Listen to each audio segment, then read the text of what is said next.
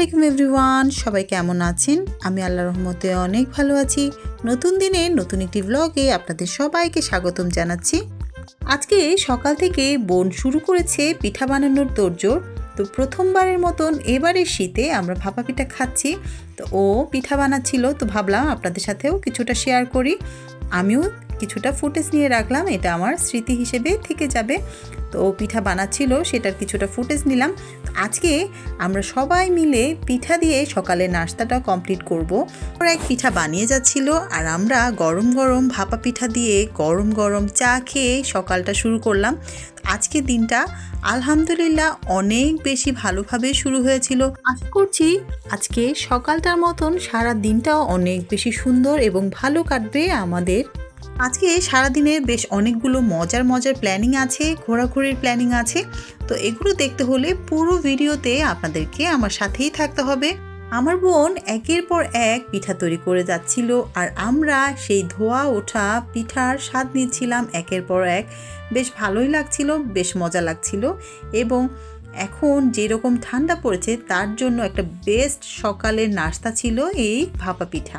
এই গরম গরম ধোয়া ওঠা ভাপা পিঠাগুলো দেখে আপনাদের কাদের কাদের লোভ লাগছে আশা করছি সবাই কমেন্টে জানিয়ে যাবেন।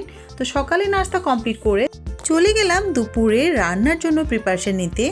আজকে একটা মজার বিষয় হচ্ছে, আজকে আমি মাটির চুলাতে রান্না করব প্রথমবারের মতন।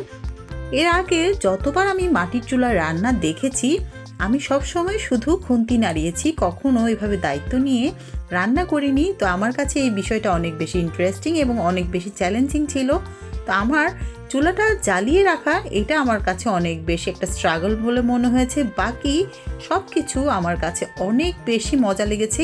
এবং মাটির চুলার রান্না আমরা রেগুলার যে ধরনের রান্নাগুলো খেয়ে থাকি তার চেয়ে শতগুণে টেস্টি হয়ে থাকে। তো আমার কাছে বিষয়টা অনেক বেশি মজা লেগেছিল এবং একটু কষ্ট হলেও আমার কাছে বেশ আনন্দ লাগছিল যে আমি প্রথমবারের মতন মাটির চুলায় রান্না করছি। এবং পুরো রান্নাগুলো আমি খুব সুন্দরভাবে দায়িত্ব নিয়ে এবং যতটুকু সময় আমি রান্না করছি ততটুকু সময় আমি চুলার পাশে বসে থেকে পুরোটা আমি তৈরি করেছি। আপনারা ভাবতে পারেন মাটির চুলায় রান্না এই আর এমন কি, কিন্তু আমরা যারা ছোট থেকে শহরে বড় হয়েছি তাদের কাছে মাটির চুলা একটা বিস্ময়ের নাম। মাটির চুলায় রান্না করা যতটা আনন্দের এবং সবাইকে খাইয়ে যতটা আনন্দ পাওয়া যায় তার চেয়ে অনেক বেশি কষ্ট ছিল এই মাটির চুলাটাকে অনেকক্ষণ ধরে জালটা ধরিয়ে রাখা। এবং আমার কাছে এই বিষয়টাকে অনেক বেশি টাফ মনে হয়েছিল। বাকি সব কিছু মিলিয়ে আমার কাছে এই এক্সপিরিয়েন্সটা আমার সারা জীবন মনে থাকবে এবং স্মৃতি হয়ে থাকবে। আজকে মাটির চুলায় রান্না করা আমার দুপুরের যেসব খাবারগুলো ছিল তার মধ্যে ছিল কলাই শাক, ছিল মাছের ভুনা আর ছিল একটা মোচার ঘন্ট। তো তিনটি খুবই মজার টেস্টি রেসিপি আমি শেষ করেছি পুরোপুরি চ্যালেঞ্জের সাথে। এবং আমার সবগুলো রান্নাই যারা খেয়েছে তারা বলেছে যে অনেক টেস্টি হয়েছিল, অনেক মজা হয়েছিল। এবং আমি যে চুলার পাশে বসে থেকে এত কষ্ট করে রান্নাটা করেছি আমার কষ্টটা আমার কাছে তখনই সার্থক বলে মনে হয়েছে। আমার খুব বেশি মজা লাগছিল এই অনুভূতিটা নিয়ে। তো মাটির চুলাতে দুপুরে সমস্ত খাবার রান্না করার পর এবং এই মজার মজার খাবারগুলো দিয়ে দুপুরের লাঞ্চটা কমপ্লিট করার পর আমরা খুব দ্রুত রেস্ট করেই সবাই রেডি হয়ে গেলাম আমার এক কাজিনের বাসায় যাওয়ার উদ্দেশ্যে। এটা হচ্ছে মুন্সিগঞ্জের টঙ্গিবাড়ি থানার আওতাধীন। তো আমার কাজিনের বাসা এবং আমাদের অনেক আত্মীয় স্বজন সেখানে থাকে। তো আমরা মোটামুটি আনন্দ করতে করতে অটো করে আমরা সেখানে চলে গেলাম। দীর্ঘ 16 বছর পর আমি এই মুন্সিগঞ্জের টঙ্গিবাড়িতে বেড়াতে এসেছি।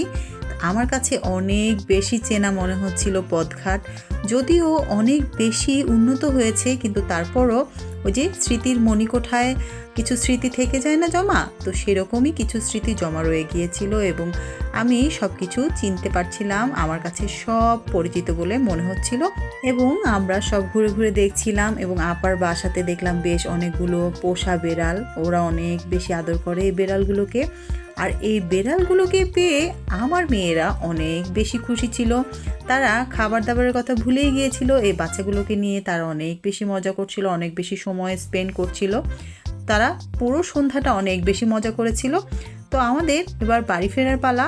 আমাদের আজকের ব্লগটি আপনাদের কাছে কেমন লাগলো আশা করছি জানাবেন। সবাই অনেক বেশি ভালো থাকবেন, সুস্থ থাকবেন, আমার জন্য দোয়া করবেন।